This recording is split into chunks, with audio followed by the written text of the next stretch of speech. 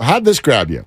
RG3, who played for Kyle Shanahan, talks about Kyle Shanahan's coaching style, and in particular, the quarterback that he wants. Kyle loves guys that are predictable, right? Look at even our team in Washington with myself and Kirk Cousins. Kirk was a guy that they knew, hey, if we draw this play up, he's going to go boom, boom, boom, boom, get it to where we think it should go.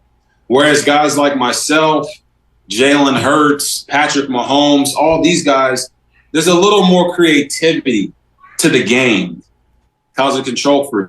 Brock Purdy gives him a little bit of both worlds. He gives him the predictability of, hey, he's going to go through his reads and do this, but he can also create on the back end, and they just liked it more from Brock than they got it from Trey, and I understand that. And I'm hoping the best for Trey in Dallas or wherever his career takes him, but I do think that Kyle needs a guy that can kind of take the edge off for him and make some plays that aren't called in the playbook. How's that grab you? You're making some faces while I you're don't listening. like it. I don't like it. I want to hear why. What's up? Number one, he didn't play for Kyle Shanahan in the same way that Brock Purdy is playing for Kyle Shanahan. That's a good point. Kyle Shanahan was the offensive coordinator, and Robert Griffin III was the quarterback. Kyle was there from 2010 to 2013. RG3 was there for the last 2 years of Kyle Shanahan's run, and during that time, RG3 was 9-6, and then he was 3-10. So he was 12-16 as a starter, and in the second year that he was there, he was not very good. 60% completion percentage, 16 tuds, 12 interceptions, and a year where they won 3 of the 13 games, and eventually he got hurt, and Kirk Cousins came in. So I could see where RG3 might be a little bit butthurt, and I use that expression exactly as we think you are. Yes, literally and figuratively, because after that, RG3 would go on to be 4-10 the rest of his career as a starter. His career was mainly over after that year, the last year of Kyle Shanahan with Washington. So RG3's words come with more than a grain of salt. Okay. Now, as far as Kyle Shanahan being a control freak, you tell me what head coach or what play caller is not a control freak. And the other part of it that made me cringe, guys like me, Jalen Hurts, Patrick Mahomes. Stop, dude. Right. Stop. You're RG3. You are a phenomenal athlete, and you had unbelievably bad luck due to injury. Yep. You tore your ACL at Baylor. And I know about your track and field career. You were a great hurdler at Baylor. You could have been an Olympian, but you had knee injuries, and you came to the league, and Kyle Shanahan and his father, they ran you into the ground, much like they did Trey Lance. And you could make that argument if you want. Bottom line, you got hurt again, and your career fell apart. My man, you are not Jalen Hurts, and you are not Patrick Mahomes. So that's why I bristle a little bit. Yeah. I think those are very good observations. I had some of the same. But yes, Kyle is a control freak. Yeah, I think and they all are. I let's go even further than that. When it comes to a professional sense, and there's a leader in play, is control freak a bad thing? I'm not going to say that it's always a good thing, but is it always a bad thing? What's your take on that? No, it's not. I mean, was Bill Walsh a control freak? Yes. Is Steve Kerr a control freak? I don't know. Is Gabe Kapler a control freak? Seems like it. Right. I mean, you could go through, is Bill Belichick a control freak? Oh, hell yes. So, I mean, if you want to play this game of, like, Andy Reid's not a control freak because he's a big, lovable, heavy-set guy with a mustache. Right.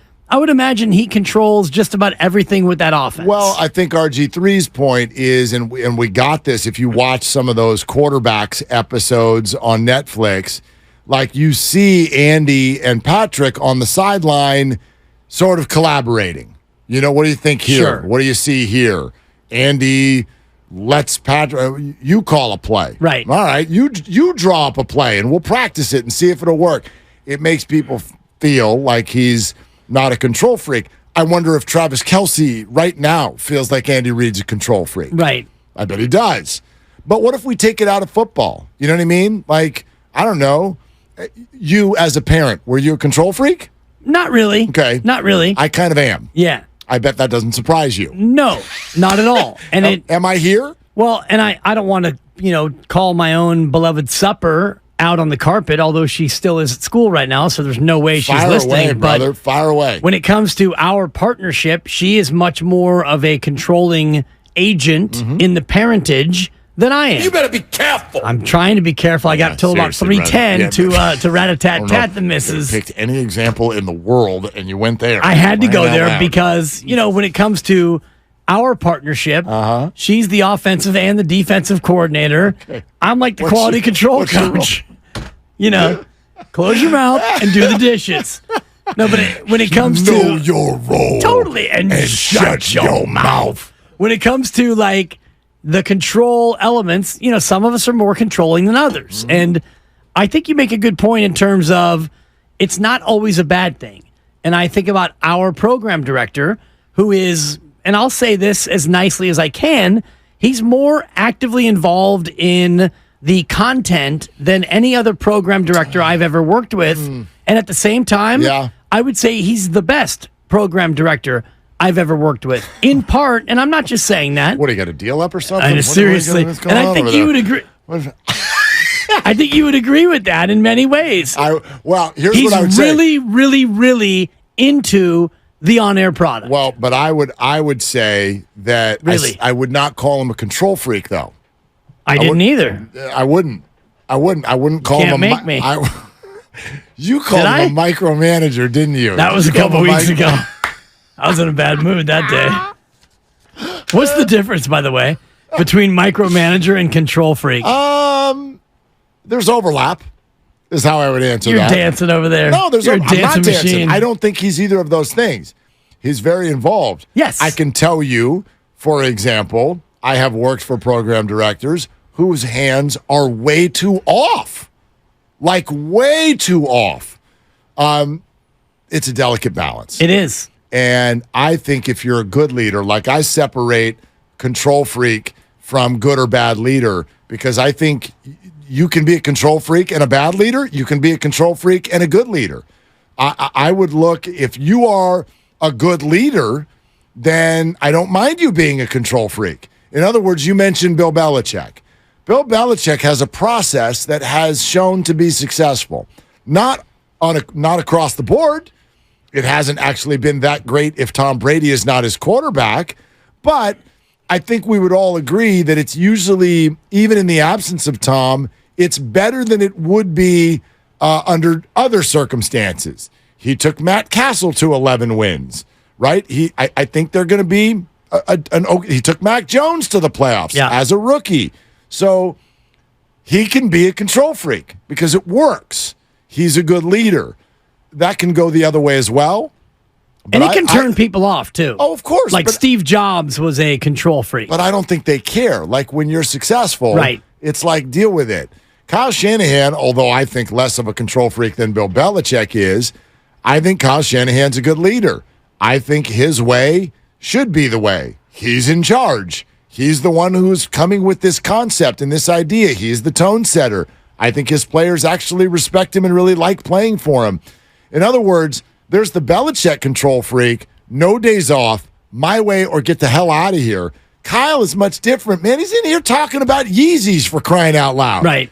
So it's not like he's got you under his thumb. But if you're his quarterback, you're under his thumb. And you will run the play the way I designed it. And if you don't see it the way I see it, then I can't have you here. I get that part of what RG3 is saying. Right. Here's where I would disagree, though. And Kyle said this openly.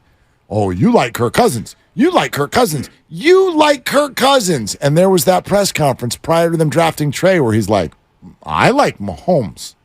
Right. This idea. Didn't draft him. Like, I feel like some of you think that if Kyle Shanahan was sitting there and we're like, okay, redo it. All the quarterbacks are free agents. You could have anyone you want. Do some of you think that Kyle would pick Kirk first? That's absurd. First overall. You're wrong. He would pick Patrick Mahomes, and he would totally deal with the crazy ad-libbing and underhanded throws that Patrick executes. He would have Cousins fighting for QB3. You don't think he would pick Kirk over Patrick, do you? No doubt. Stop it. Come on, stop it. I'm kidding.